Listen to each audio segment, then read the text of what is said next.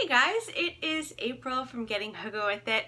Today I wanted to talk to you about book adaptations that I wish would happen. These books I think would make amazing movies. Now I've done a video just like this before. I think it was a few months ago now though, but I'll link it either below or up here or wherever it is. But these are the books that I think should be made into movies. Dear Hollywood, please help.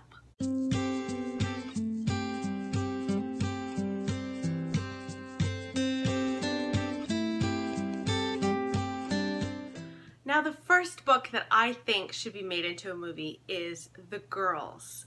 This is a book by Emma Cline and it was a big hit last year, and this is about a teenage girl in the 60s and she doesn't seem to get along with her family very much, and she's kind of just feels like an outsider, I would say.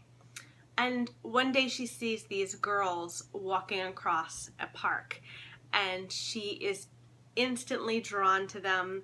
She wants to know them and she kind of becomes part of the crowd. Now this crowd is modeled after the Manson family.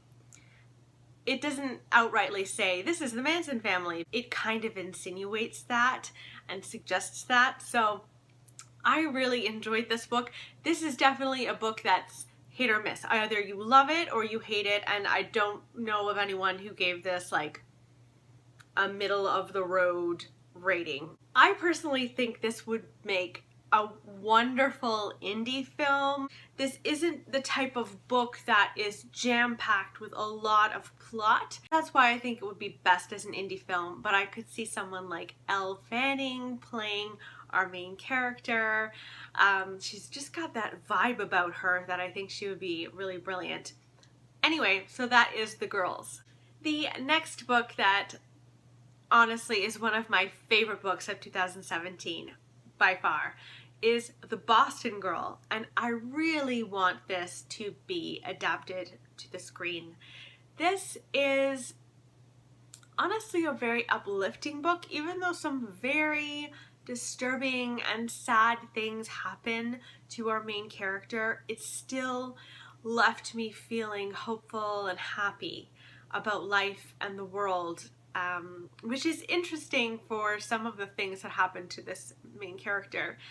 So this follows a young Jewish girl in Boston in the 1910s. I think it's around 1915 or 1916, and it's her growing up story, and you follow her making amazing friends, and you follow her meeting the love of her life. And she's telling her story to her granddaughter who's kind of interviewing her about her life. And this would just be amazing for on screen. I don't find that there are a lot of Boston movies in that time period. And I mean, Boston is one of America's oldest cities. It has so much history to it. And wouldn't it be wonderful to get to see what it looked like back then? For this movie, I could really see it being a blend of something like Brooklyn meets Mona Lisa Smile. It's just, those are the two vibes that I feel like The Boston Girl would do. So I'm not sure who the director of Brooklyn would be, but I would love to see them take this on. I just think that they would do it masterfully.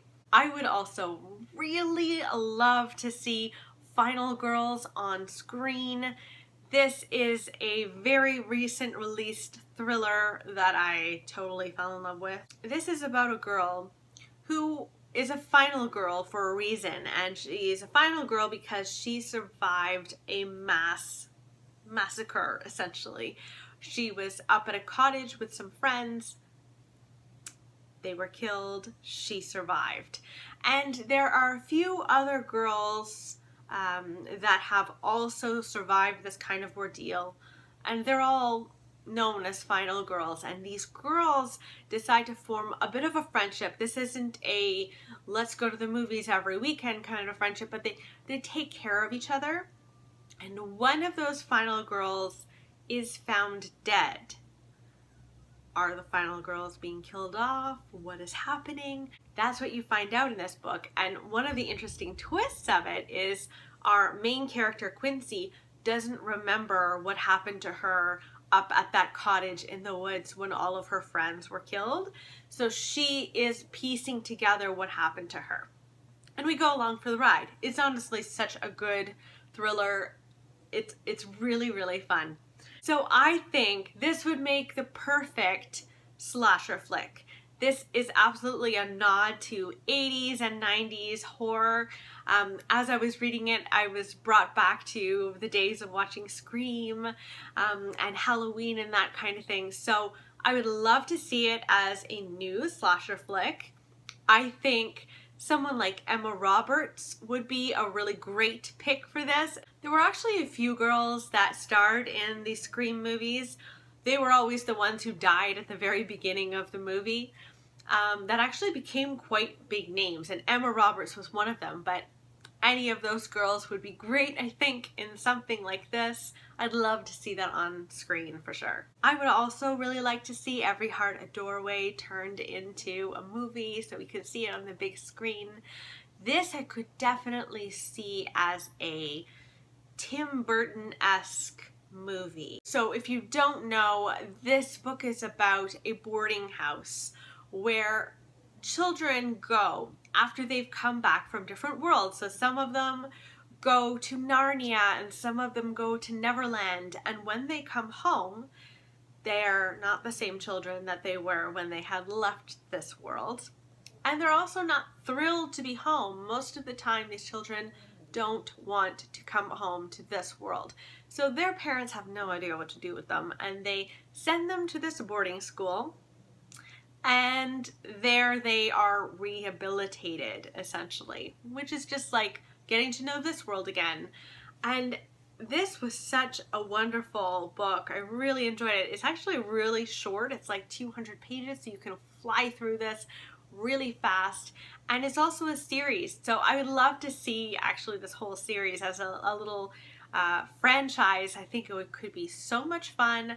I'd love to see some really good child actors in this. That's the one thing about doing a movie based on books like this, is that you need younger actors, and that can be obviously hit or miss. So I'd really love to see some quirky actors play in this.